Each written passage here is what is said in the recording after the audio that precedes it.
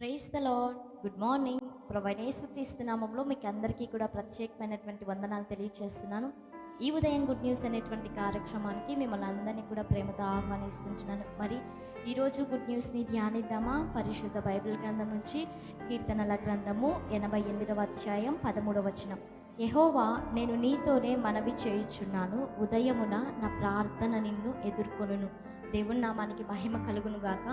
ఆత్మీయ జీవితంలో, ఆత్మీయ కోణంలో ప్రతిరోజు కూడా విశ్వాసంగా ఉంటున్నటువంటి ప్రతి ఒక్కళ్ళము కూడా దేవునితో సహవాసం చేసేటువంటి వారముగా ఉండాలి. ప్రతిరోజు కూడా దేవాతి దేవుడు క్రొత్త దినాన్ని మనకు అనుగ్రహిస్తూ ఉంటున్నాడు. దినచర్య ప్రారంభం అవ్వగానే ప్రార్థన ద్వారా దినచర్యని మనం ప్రారంభించేటువంటి వారముగా ఉండాలి.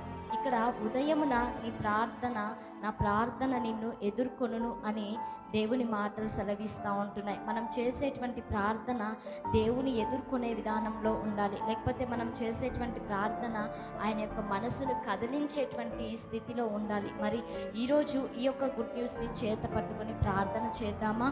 పరిశుద్ధాత్మదేవ, మీకు వందనాలు, స్తుతులు, స్తోత్రాలు నాయన.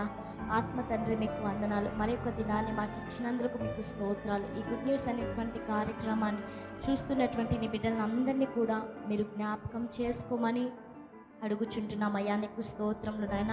అవును ప్రభా, మేము చేసేటువంటి ప్రార్థన మిమ్మల్ని ఎదుర్కొనేటువంటి విధానంలో ఉండుటకు సహాయం చేయండి. నీ బిడ్డలు చేస్తున్నటువంటి ప్రతి ప్రార్థనని కూడా మీరు అంగీకరించి నాయన, శ్రేష్టమైనటువంటి దీవెనల చేత నీ బిడ్డల యొక్క హృదయాలను మీరు తృప్తి పొందించి మీ నామానికి మీరు మహిమ తెచ్చుకోమని యేసయ్య నామంలో అడిగి వేడుకొని పొంది ఉంటున్నాము తండ్రి.